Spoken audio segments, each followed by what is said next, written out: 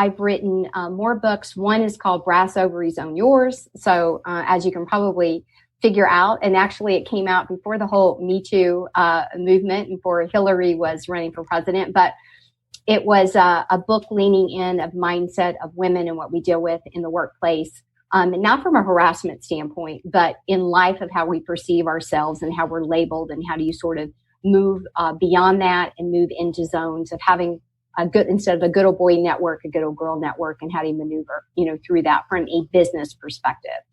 And then since then, everything that I write is really about workplace culture and how to avoid, business big fat failures that are hidden inside of the workplace culture. And so that's kind of been, the different. Sean Dustin spent time in federal and state prison for drug trafficking and fraud. Upon release in 2006, he had nothing but the clothes on his back, a bag of mail, and legal paperwork. In 2010, he kicked a long-time methamphetamine habit and started the long climb back up the ladder of life.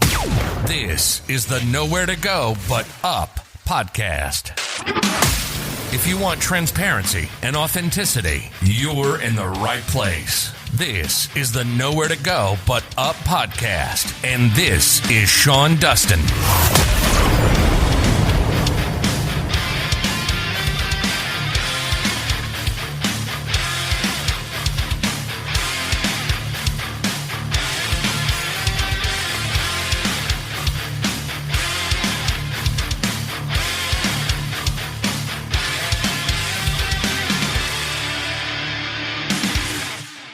What's up, everybody? Thanks for stopping by the show. I'm Sean Dustin. I'm the host. And if this is your first time listening, welcome. If you're returning, welcome back. It's good to have you with us. Today is September 23rd. It is a Tuesday. Subscribe. If you are listening on Apple or any of the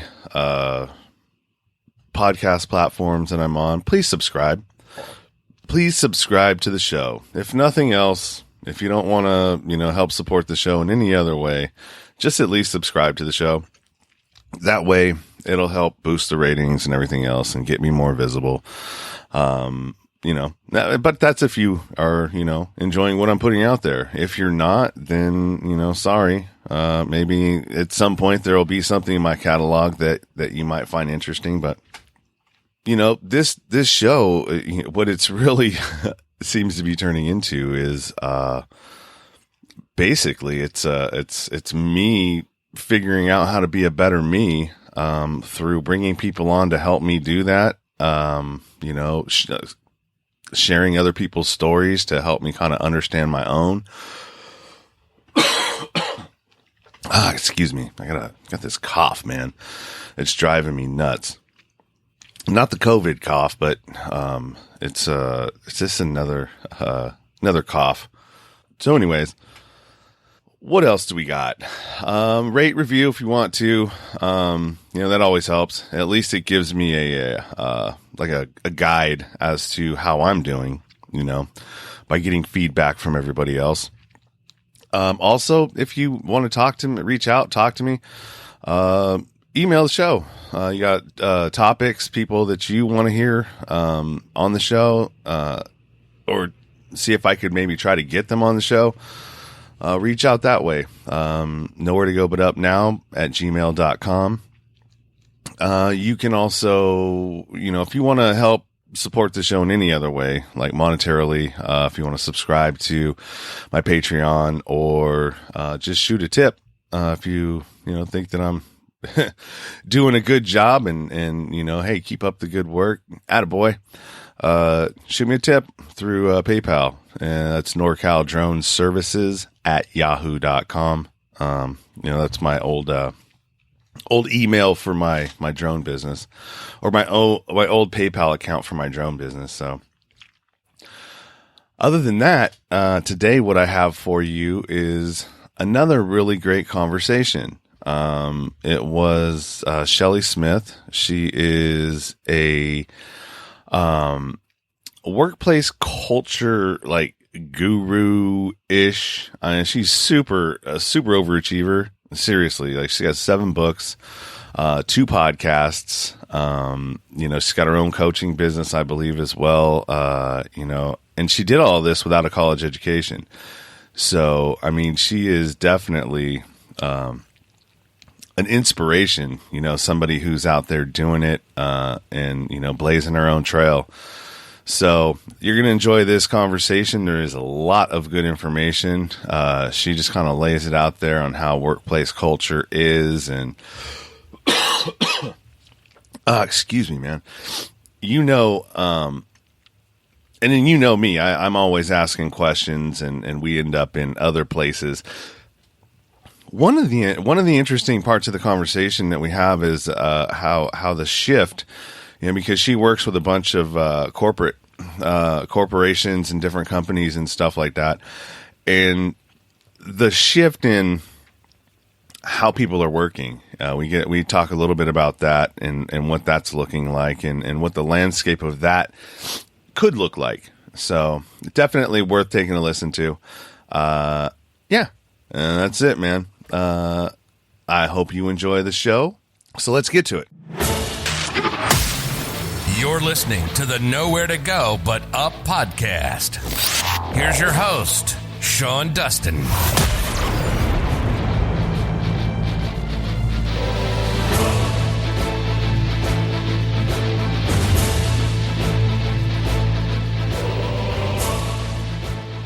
This is the Nowhere to Go But Up podcast, and I'm your host, Sean Dustin. Today, I'm talking to Shelley Smith, who is a published author of 6 books. Also, she has a couple of podcasts, The Culture Hour and The Morning Commute, and she's here to share all about herself today. How you doing, Shelley? I'm good. How are you doing today? I'm doing all right. Good. So tell me about your books, tell me about your podcasts, and tell me about your story. So I'll start with that. That's a lot. So I'll start, and you can lean in as much as you want to. So I'll start with kind of the book piece, I suppose. I started my consulting business. I'm in my 11th year. And one of the things, probably a couple of years into it, one of the clients that I was serving was having me bring in people. It's a leadership series, and throughout an entire year, and we would have themes, and more often than not, the client would have me go out and get people who were recently published, best-selling and so forth. So I always knew that I needed to, or always thought that I needed to be validated through a book. And so I was always a person who did a lot of videos, even before videos, and did a lot of different writing and different, guest speaking pieces. And I always knew that I needed to pull a book together. So a couple of things happened a couple of years into the business, and I realized you need to do this now, sooner rather than later. And so I took a series of blogs and videos that I had transcribed, because I'm all about repurposing, any content that you put out there. And I put together the first book, and the first book was called The Connection. And my intention around the book was never to become a famous author by any way, shape, or form, but was to have something that I could point to for people to say, this is what I'm about, a little bit of what is my jam, what is my passion, what is my zone of genius. And the connection is not about, even though there is one chapter on networking, the connection is really about understanding everything that we have around us on a daily basis and how we need to lean in and connect to them. So there's dedicated, chapters towards that. So that was my first book. I did it really quickly, like in 45 days. Because I had so much written content, I pulled it together, got an editor and self-published it and put it out there.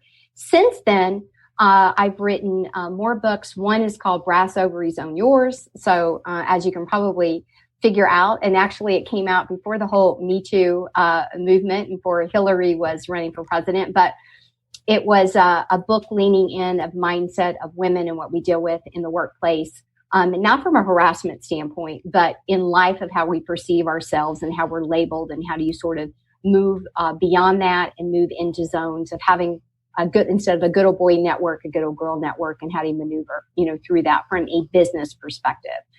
And then since then, everything that I write is really about workplace culture. and how to avoid, business big fat failures that are hidden inside of the workplace culture. And so that's kind of been, the different plateaus with that. As far as the podcasts go, the morning commute is a daily dosage of Monday through Friday, little 5-minute snippets with the intention of the people who are sitting in traffic, which nobody is sitting in traffic anymore, but metaphorically sitting in traffic. And they just need that focus point as they go into their work, as a leader, as an executive, as an employee around workplace culture. So I do little snippets around that. And then the culture hour is literally 20 minutes to 45 minutes and talking with guests about what they're doing inside of their workplace culture. So sometimes it's a lean in sales.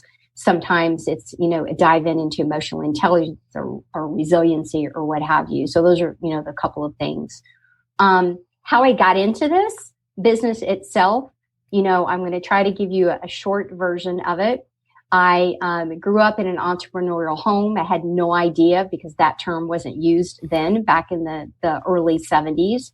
I've been working since I was probably, 11, 12, or 13. And my parents, they had an auction house and a restaurant and a flea market. And I worked there on the weekends. And I didn't appreciate it then, but I certainly appreciate it now. And so, I grew up in a home where my mom had a day job, so to speak, but she was the bookkeeper and did all kinds of things for the business. And then my dad always said, never, ever, ever work for anybody else. It took me several years to figure that out, that he was right. So, probably the biggest struggle or the part of my story that usually intrigues people that, quite frankly, I just got comfortable telling was that I do not have higher education. So I do not have a college degree. And so here I am running a business at 7 figures, primarily one person. How in the world did I do that? And how am I creating, internal universities inside of large businesses? How is that kind of transformed? So going through my early years of what I grew up with and for, that you could always do something and be passionate about what you do and be creative, into my years with Marriott, primarily in the hospitality industry for most of my career, all of my career before starting my own business. And then really waking up and realizing it was never about the brick and the mortar. It was always about the people. It was always about the culture. I just didn't call it that then. Until about 10 years ago, I really started leaning into, culture matters. And I wish I would have trademarked that, and I didn't. And now everybody's using it. So anyways, that's kind of where I was and why I've done what I've done and how I've kind of gotten there. And so I'll stop and pause for a second.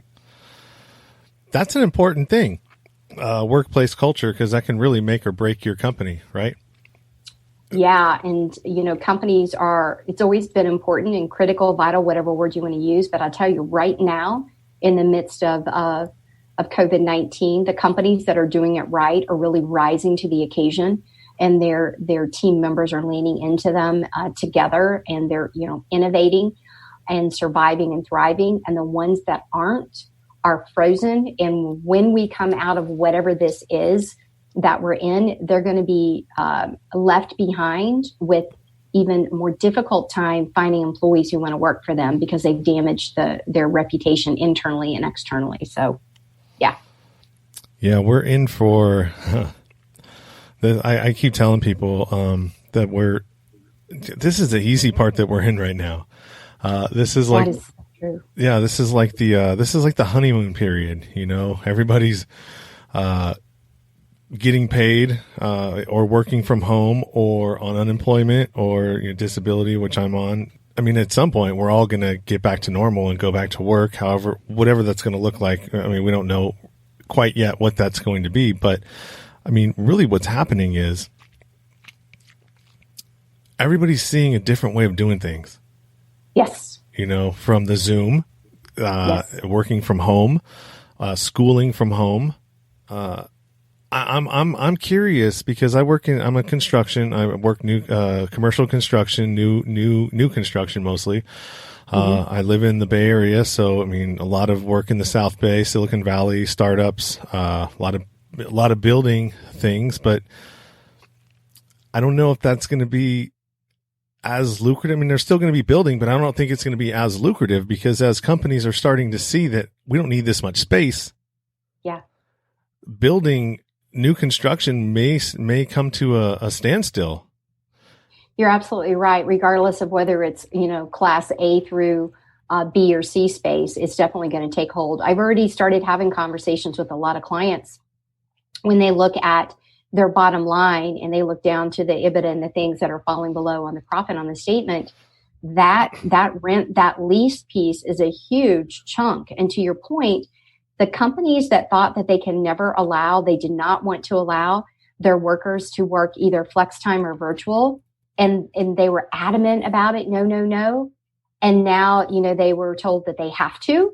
It's amazing how all of a sudden you can make it work. I've got a couple of clients that have call centers, and they literally moved 3,000 people into remote and having all of the tools, the resources. Even we're talking about primarily not much more than employees making minimum wage, right? The call center agents don't make a lot of money, but moving all of them off. And so now, to your point, those big call center cubicle to cubicle, desk to desk are being rethought, either from phasing people back in to the ones that really need to be there because of tools or resources, or they need to be managed and led in a different way in phase one coming back.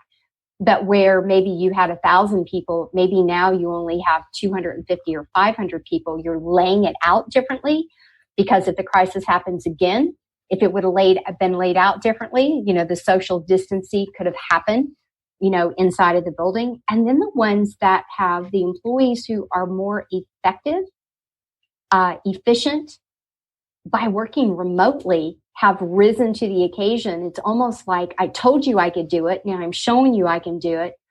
I don't want to come back in, and I'm a better employee because of it. So it's already happening. I know my clients are already having these conversations. I know as we talk about, the cash flow inside of businesses, people who are publicly traded, privately traded, they're looking at these things of what else can we do differently and what do we not need to do, that now we've embraced the grind and the innovation, if you will, for it. I can almost see this playing out as you're saying, as they're figuring out how to repurpose these spaces, and the people that are essential to have to be there, and then the ones that you bring in. I think it would almost be like a reward system. You know what I mean? So, you come in with a company, you come in, you get trained, you're in the space that you have to be, and then you are working to attain virtual employment. You know what I mean? So you got to prove yourself. And then once you prove yourself, then you can shift over into working from home and whatever that looks like. And you have your people that are like your IT, your, things that have to have a space to be in to make all of the home virtual stuff work. Yeah. Yeah, absolutely. The conversations are so different now from how people are communicating. And again, to your point of what they could perceived to be possible. And it's amazing what we can figure out and what we lean into when we don't have any other options. That's what's always interesting. You move from I can't, I won't, that's not possible to, well, it's interesting when it's not an option, what all of a sudden can become, possible inside of that. So it's very interesting to watch people figure it out. I've got one client that happens to be a longstanding lumber. They've got a manufacturing of the logs when they come in Maine. And I was talking to him the other day and they did not close down. Obviously you cannot do what you need to do to the trees by being at your house. It's not an option, even though it's not an essential piece. They've got different components because where they ship out to for the construction pieces. But he said, it's amazing. Two points in this. He was already leaning into the concept of shared leadership. He already understood the value of involving everybody inside of the decision-making process, regardless of what your position was. So I do want to preface, he was already pretty agile and leaned into that. But he didn't figure out how to do it. His team figured out how to keep all the locations open and to keep people doing what they were doing, from flex hours to dispersing where they had the equipment to do what the equipment needed to do. It was amazing to hear him articulate it. And obviously he was really proud of the team, and he knew that they would figure it out. But who would think that a manufacturing type of company who has their equipment hardwired and set in and people are on an assembly line, that you could figure that out? They figured it out. So it's really, really interesting. Yeah, it's and then this is just one aspect of it, and you have the school portion of it, where the students. I mean, now do we need these big schools? Do we need all of that space? For schooling now that you can in a lot of these sicknesses, things that are passed and brought home usually come from your kids. Going to school and bringing that stuff home to you, and then now the whole family gets sick. I know that that's a good thing. I mean, it helps you to build antibodies, and that's definitely what we need. We can't live in a bubble, because if that happens, it's not. It just we need to be able to be exposed to some of these sicknesses and stuff. But it's going to be interesting how it all unfolds. It is. And from the K-12 through the higher learning piece, to your point, I think what's made the kids having a struggle. So I've got one that's in the Navy, and they're actually, he's actually quarantined now before he does the boot camp piece. So they've got him holding there in order to do that. And then my second child is a senior at Virginia Tech. And so she's obviously finishing the rest of her degree online. And then I've got a 15-year-old who's a freshman. So it's really interesting to see and to listen to them go through what they're learning, and really for them to talk about what they're not learning. But the key is they weren't prepared. There wasn't anyone in any of those sectors, private or public, who thought through any sort of a crisis ever happening to this magnitude, because it's never happened before. So they weren't prepared. They're highly inconsistent. The kids are not learning because they were never taught how to learn in this manner. And they didn't choose to learn in this manner. So I think that there's going to be a fine line, to your point, of how do we still bring them in and collaborate? How do we bring some consistency to how it is that we teach, from the video to the Zoom to the chalkboards to, how do students turn in their homework and their quizzes and their standard learning higher tests that they need to do, but also the ability to really lean in to collaborate. So again, the students that chose to go to a campus because they wanted that experience versus doing their degree or their 2-year degree online through a local community college. I read an article yesterday that was written by one of the presidents here of a community college, and he had done some publications a few years ago, always challenging what would the next 10, 20, 30 years look like as we talk about universities in person or not. And his point was always around the cost, the rising costs of a degree versus an online degree, and what is required, what is not, what is a value, what is not, what is the return on it in the life experience versus, the piece of paper, so to speak. And so he pulled that out and compared to where we are today. And it's going to be very interesting to see where it all lands. I've already seen several smaller private colleges and universities who have said they probably will not recover and will not be able to reopen in the fall. And so it's interesting to see what's going to happen. So. Yeah, I'm thinking what would be interesting, because with all of these, some of these schools, public schools, are overcrowded, and you see teachers not able to be able to teach the way that they should, because you have different levels of learning abilities within a classroom, right? So let's just say you have, some of your students that can, would probably benefit and would do well to be homeschooled and do the virtual thing. Whereas you have other students that would probably need to, that would be better served in person, because they need that level of attention. Right. Mm-hmm. And I think that this would probably be a good way to kind of address that. so everybody's getting educated in the way that they need. Being served up. Yeah. And then you bring the economics and the household differentials into play. Because you obviously can't have all of the kids homeschooled when there's no parents at home. They have to leave and, they don't have a job that can be a virtual job, a telecommuting job, and you have that dynamic. I think that part of this also has reinforced the need that parents have to be involved in the education, regardless of what level the education piece is, that you can't think just because you're in school that you're no longer responsible for the education component for your child. I know my freshman, when he was probably in the 7th grade, maybe the 6th grade, he had some homework that I quite frankly could not figure out. People laugh about the new math. There seriously is a new math out there. And so it got to a point where my husband and I could no longer help him, and we leaned into the 2 older kids to be able to figure it out. Now with this online piece and the teachers doing it differently, I'm getting the daily communication from the teacher with what they're communicating to my son. I'm getting the same thing. And I love that. My son doesn't love that, but I love that. Of what's due, what we're doing. Is it a Zoom call? Is it live? Is it recorded? What have you? And so it's brought us back in as parents, intentionally. And it's now a partnership, which obviously it should have always been between the teacher, and the parent. But he had math homework again, and which, by the way, math is my forte.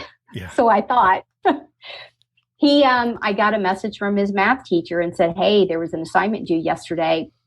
I'm going to leave it open for a day. So of course I went to my son and said, what's going on? And he finally admitted, I've watched the video from the teacher 4 times. I don't know what I'm doing. So I was like, all right, come to my office. Let's figure it out. So I just went to Google and pulled it up, literally typed in the problem that he was being asked, watched the video a few times, muddled through it with my son, and we figured it out. So it's really interesting how that sort of brings it together. And it allowed for a different conversation between myself and my son and the math teacher. Yeah, I think that's awesome. I think it's amazing that you know what I mean? It's bringing you back into the equation, and at the same time, it's also building a stronger foundation with your kids. Yeah. Because now you're involved. You're both learning something. You can't pass it off to the teacher. You're involved in it, which you should be anyways. And it's just, it's cool. And then, with that relationship builds trust, which also builds your kids now feel like they can come and talk to you. Well, also it was that I think I was more excited that I helped him figure it out than he was. He was just happy to get to the 70 on both of the homework assignments so he could stop doing it. But it was an opportunity to say, we can problem solve this together. What have you done? What have you not done? Where are you stuck in this equation? And to show that the answer isn't the option isn't to not turn in your homework. So let's just take that off the table, right? In his mind, it was homework. It wasn't a quiz. It wasn't a test. And I was like, but that's not an option. So let's just remove that and let's talk about what we can do. And I think, that goes to how we act in life, is we get so stuck and riddled on what we can't do, which kind of goes back into our earlier conversation about companies saying that I cannot have remote and teleworkers. It's amazing what happens when you don't have any other option. So anyways. Yeah, but you're also training him to not put things off. Yes, I hope that's what I'm doing. Well, I mean, because normally, if you're what would normally happen is if he didn't do the homework and he did go to school, then, maybe not. You don't get a call from the teacher saying, hey, why isn't, little Johnny's homework done? Why isn't this happening? And sometimes it may happen. Sometimes it won't, and things it could turn into a problem if the teacher is dealing with a bunch of other issues and Johnny's really not that big of a problem. it gets put on the back burner, right? And so True. now you're dealing with it, and yeah, I think it's great, man. I think it's great, and it's a net positive for the whole situation. For the whole, yeah. I agree with you. I don't think all the kids are aware, fully comprehending what's happening. They just know that they're not seeing their friends in person, and they're not comprehending what the change is, and that the teachers are far more lost than they are in this, because they weren't taught this when they got their degree. We were talking about that last night as well, is that the teaching degree of the future is going to include how do you deliver virtually, whether you think you're ever going to or not, thinking through these crisis modes in order to prep them, because they didn't have to do it before. So, yeah. And we're also seeing this, and I don't want to get into like a political thing, but we're seeing across the board, okay, and everything that's happening, that shit just ain't working. Yeah. You know what I mean? It's not, the old methods that we're used to, doing. Oh yeah, that's just the way we've always done it. Well, how come you do it that way? Oh, that's the way it's always been done. Yes. We get stuck in that rut, in that mode of thinking. And this has really pulled people and pulled covers of why can't we now? Why can't we do that? Why, I think the way that I've put it is the way that we do things as a society, a government, everything that's been built into our system, technology has crashed it, because there's a clash. There's a clash between how fast we're going now and everything else can't catch up. Government can't catch up, state, local, whatever you want to call it. All of these systems that we have in place are way behind the technology and how fast it's going. Mm-hmm. And so we've kind of been forced, which is a good thing, forced to step back, take a look at it. And I think that's what plays into a lot of people's conspiracy things. It's like, well, this has got to be done for a reason. Somebody's doing this for a reason.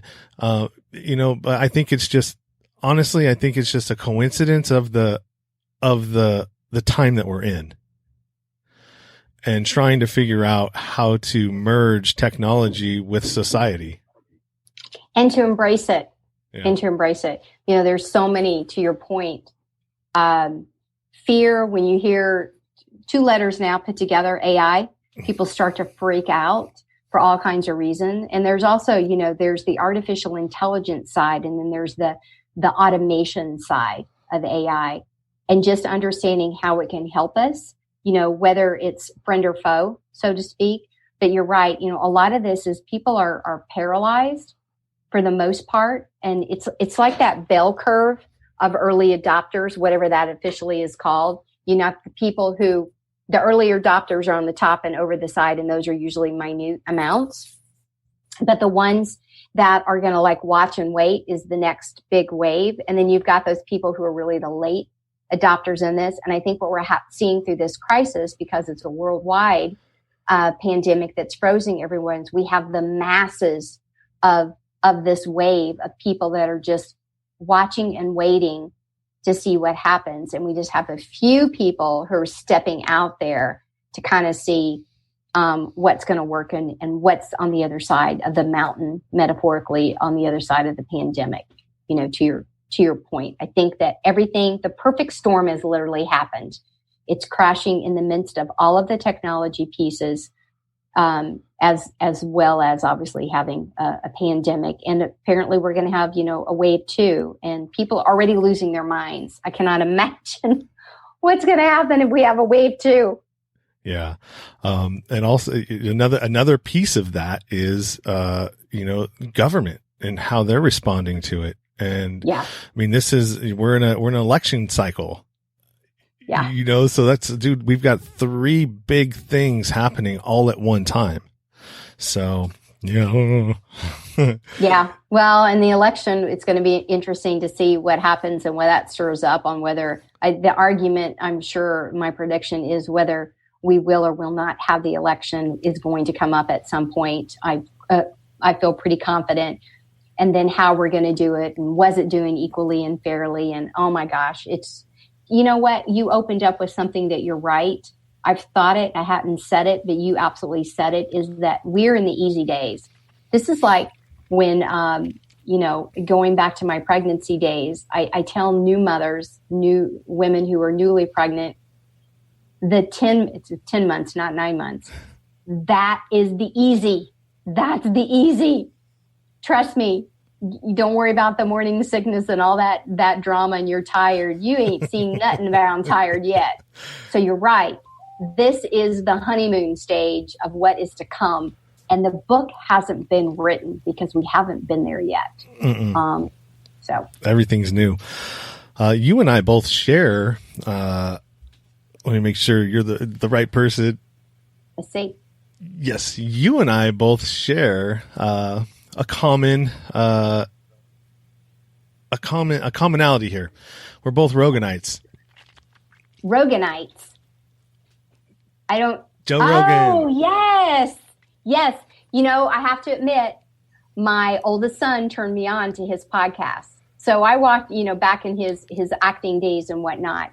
But he's the one who turned me on to his podcast. And at first I was like, man, these are some long podcasts. But you kind of get addicted to him in a really big way. So yes. Yeah, he's amazing. He's one of the reasons why I started a podcast. Okay. Yeah, I listened to him for a while.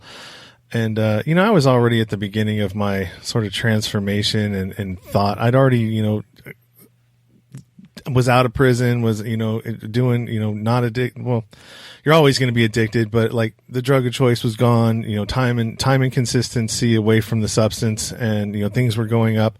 Life started going better. But yet there was still something that was missing. There was still something that was missing from my equation, and why I couldn't progress, mm-hmm. And, listening to him and all the different people on his podcast, which, he has a giant selection of different people with different topics and different things. And so I would go and listen to, his episode with, Jordan Peterson. Then I would follow Jordan Peterson, and I'd, go down a rabbit hole with him. Sam Harris, another guy that I would listen to, everybody that I listened to, religiously came from him. Yeah. And so I just, I was like, well, damn, I should probably, I want to do that too, cause what happens when people spark something in you. It's like, oh my God, like everything that everybody always told me. It's like, oh, well, this person, I don't even know him. And, he sparked something in me. So yeah. Well, that's how I got turned on to Goggins as well. So it was through him listening podcast. So yeah, to your point, it does stem right back to him. So that is, I never thought about that until you said that. Yeah. So, he's a catalyst for a lot of things right now. Yeah. And it, you know what, to me, it all comes back to the mindset shifts, and he's really good at pulling out, golden nuggets of what stopped people in asking in a really great way of how did you get over that? Especially when he can tell there's an additional nugget inside of there. He just like keeps chipping away at it. And then all of a sudden he gets his guests to kind of give the big reveal. And then he's like, there it is. It's boom, I dropped it. So yeah. Have you heard the latest one? Well, not the latest one, but one of the ones with the guy who wrote the book about the what was it? The killer, the Manson, about Charles Manson. I mean, I know what you're talking about, but no, I have not. So there's a guy that wrote a book about it and been doing research on it for about 20 years. Okay. And how the MK Ultra stuff with the CIA, and how, the mind control deal, and so this is people, somebody was talking to me about this, and they're, oh, okay, conspiracy theories. All right, whatever. I'm like, okay, normally I would say yes, but since I've been listening to Rogan for a while now, he doesn't go down those holes. He's really good about like, no, I'm not, unless he's sure about it. he's not fucking with it, right? So true. It is so true. I was sitting here thinking he calls BS in a heartbeat. That's what I was sitting here saying. Or if he sniffs it, it's like, I sniffed something funky there. I'm not going to go in there. Yeah. And so this dude was just basically, lays it right out there, you know, and actually has the proof, found documents that corroborate,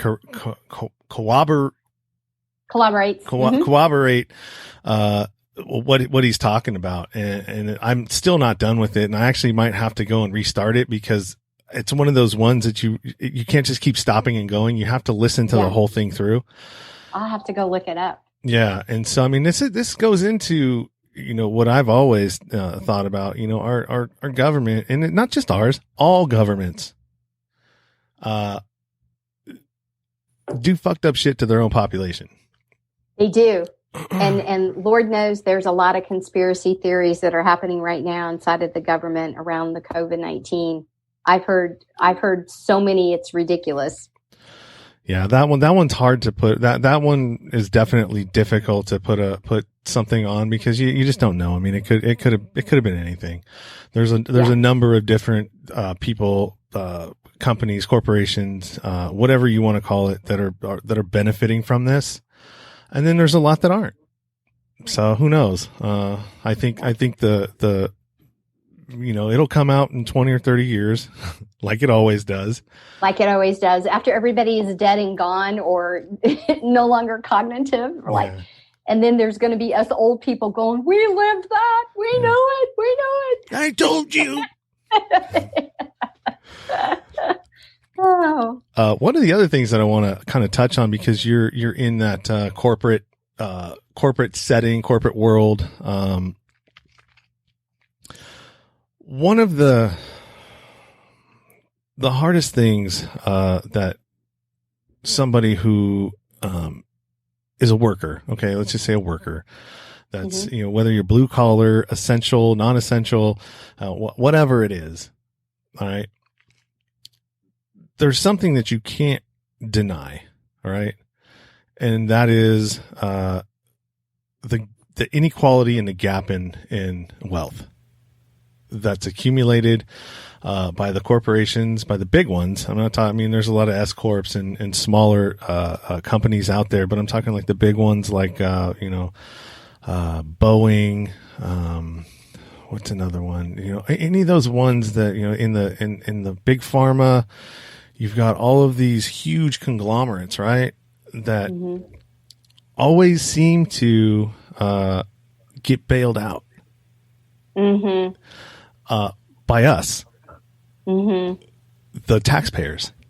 But yet we don't get we don't get to share in any of that profit. But we're helping you. We're bailing you out. We're giving you the Band-Aid that you need to continue. Yeah. How? Well, I mean, it's. I just don't understand it. As somebody who I'm not, obviously not a corporate person, never been, never wore a suit and tie to anything in my life. But what I do know is that my labor does make somebody a lot of money. Absolutely. And I really feel in my heart, all right, that right now is the time that for the worker, for the average American person that's out there struggling, that works every day, works hard, sometimes 60 hours a week, sometimes 70, 3 jobs, 2 jobs, whatever. Just to make ends meet. Yeah. Just to make ends meet. And why can't we ever seem to get any further ahead? Why is that? Well, I don't have a short answer for that. It's a lot to unpack. You know, my background was definitely a simple background, very small town in southern Indiana that I grew up in. The house that I grew up in has been demolished, as a matter of fact. You know, the haves and the have-nots has been here since the beginning of time. The Middle East still fights over very dramatically the space of the haves and the have-not. So I certainly don't have any answer to that. We definitely have a capitalistic society. And of course, that is an opinion because that is not my background. But when you have overall a capitalistic society inside of the businesses of the people who have the names and the power and the money in order to back it up, you end up having a wider spread of the haves and the have-not and those that are caught in the middle, of that.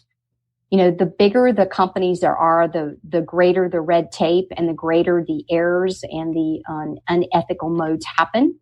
When I do culture inquiries in really large companies versus smaller companies, the dynamics are always different to what is happening and where I call them leaks are inside of the workplace culture. Opportunities are, repairs that need to be made, and they're always dramatically different. The bigger the company, the more ethical type things I seem to uncover or discover, to your point of unequal, doesn't make sense, sort of things, to your point. So I don't have the answers to that. I think it stems to, the leadership and where the core values are, where the ethical values are, where the moral values are, have a whole lot to do with all of that. However, I will say another bit of a positive thing that I am seeing come out of COVID-19 is that regardless of size of company, regardless of how many employees you have, the owners and the executives are pushing a lot of the reopen now because they 100% realize, to your point, that their company only survives because of the workers, because of the employees. And there is no company without the employees. So, that's part of that push, pull, regardless of what side of the fence you're on. I think you can argue, all the way around that until we're all blue in the face and we probably still don't have an answer. But I know that has a lot to do with the dynamics. And I've heard, again, some of my clients that had some, less than $10 an hour or less than $12 an hour type of jobs where minimum wage is, just a little over $7 an hour. Their employees who went immediately on unemployment because they had the incentive to get the unemployment plus an additional $600 here in the state of Virginia, that they were making more money if they just stayed home instead of being employed. And so now those companies, those employers are finding, well, maybe we need to look at how we bring them back differently to allow them to make more money and to safeguard both the company as well as a livelihood as an employee.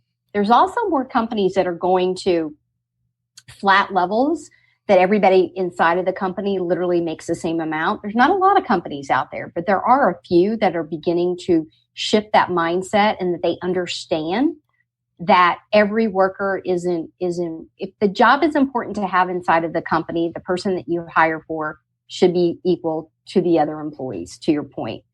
Back in my hotel days with Marriott, I had the opportunity, we did a few reorgs when I was with Marriott, but one of the things that I experimented in and ended up being approved, and I can't tell you, that was probably more than that, almost 20 years ago, but my housekeepers, I was a general manager at a Courtyard hotel, so a select service brand inside of Marriott. And the housekeepers, the front desk clerks, the cooks, the dishwashers, the housekeeping aides, you name it, they all had an opportunity to make the same money, the same hourly wage. Now, when I started this, that was not true. The front desk clerks made more than the housekeepers, made more than the housekeeping aides, made more than the servers. The cooks made more than anybody who was in the restaurant setting. So what I did was I developed a program that said, this is the normal wage scale, which I just described. However, if you want to do this cross training, if you're able to do these other shifts, if you're able to read this book and do a presentation, if you're able to mentor, whatever, I gave a litany of things that said you can make more money if you do X, and that puts you in another category of more of a universal type of employee inside of the building. At that time, I probably had maybe 60 employees at that one location through all the positions. I did that while I was there. I was there for about a year and a half. It was very successful. I had some opt out of it and said, no, I'm good the way, I understand. I want to be a desk clerk only or a housekeeper only or so whatever. But the ones that opted in, I ended up with about a third of the staff who opted into the program on their own. And many of them have gone on to do other things in management or have continued on. But, being able to give that opportunity, it cut down on people think, oh my gosh, how do they agree to do that? Which at the time, a server made $2.13 an hour, right? Yeah. So how did you afford to pay a server, $12 an hour? How could you possibly do that? What happens is you reduce your turnover. Your employee engagement goes up. So now you don't have that revolving door. When you're paying people for doing their job and they feel seen, valued, and heard, it's amazing what goes out the door and how people show up that used to call off. So benefit costs went down. The cost of health insurance went down. Why? Because they weren't calling out and they weren't getting sick and they weren't doing this and they weren't doing that. They were showing up for their 8-hour shift and they were crushing it. So it's amazing what happens when you level the playing field and say to everyone is invited to the table, and then set the table to the expectation and say, if you want to rise to the occasion and take the opportunity is absolutely there for you. And so I know that was a really long-winded, I'm again, very passionate about that as well. So sorry. No, you made an absolutely good point. And I mean, I've experienced this. I've been a superintendent. I've been, a general foreman. I've been, at the top of my game. And when I was 3 months out of apprenticeship school, I went and became a superintendent, which was, going from the very bottom to the very top of the ceiling of what I do. And what I noticed is that the more you make, the less you do. Literally, the more you make, it turns into your mind thinking instead of physically doing. Yeah. And it's more about the responsibility. Now you're getting paid for responsibility instead of labor. Yeah. But that still doesn't equate to me. Yeah. It comes to hard wiring. Yeah. To your point. And I think that, the more people feel valued, they feel like, so it was funny how much, like in construction, how far a meal will go to a construction worker, right? So you're on a job site, you're working, you're doing what you're doing. And then, the general contractor will have a big barbecue, invite everybody, to eat, have lunch, whatever. It's one meal. Mm-hmm. One meal that you probably could have went and bought for $5 yourself. Mm-hmm. But it's more than that. It's because the production that you will get out of that $5 meal across the board from everybody, because they feel like you've taken the time to acknowledge their work and their sacrifice and their labor and everything else. The returns you get on it way outweigh the amount that little small barbecue cost you. You're absolutely right. And unfortunately, a lot of owners don't get that. To your point, they feel like it's not their responsibility to do that. They give you a paycheck. And I say that in terms of they give you, a paycheck. That's why we hired you. That's why we pay you. But you're right.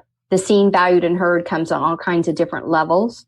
Even outside of the monetary level, the pat on the back goes a long ways to making a person feel included, truly included, that we're not only glad you're here, we couldn't do this without you. And again, to that reward, that recognition, that appreciation.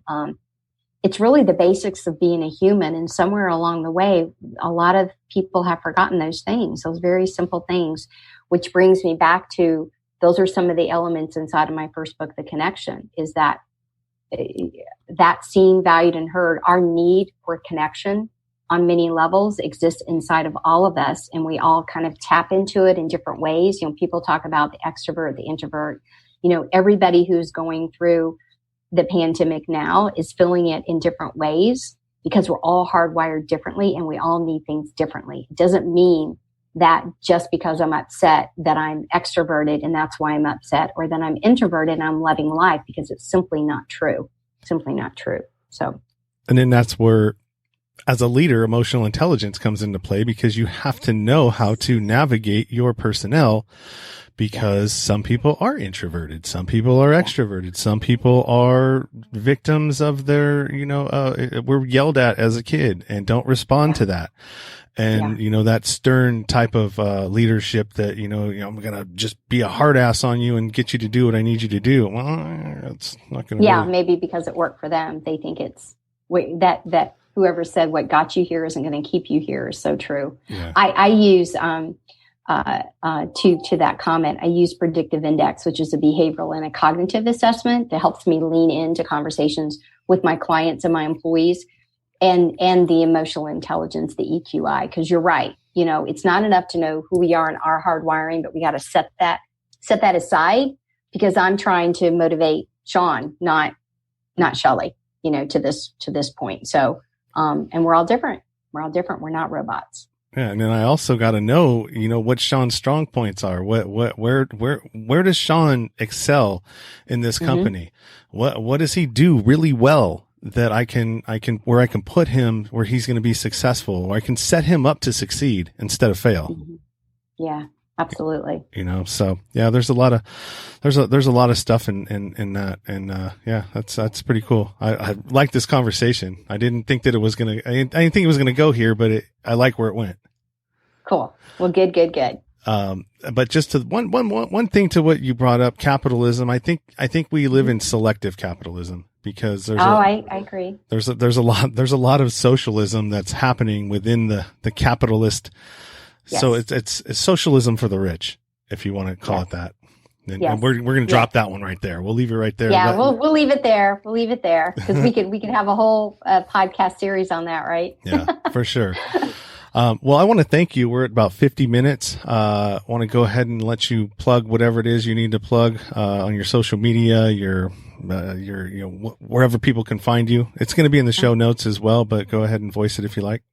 Yeah, thank you so much. So I live on all the social media platforms. I'm not on TikTok, however, but you can find me on LinkedIn under Shelley Smith and Premier Rapport. I've got a business page and a personal page. I'm on Twitter at Premier Rapport, and then I'm also on Facebook.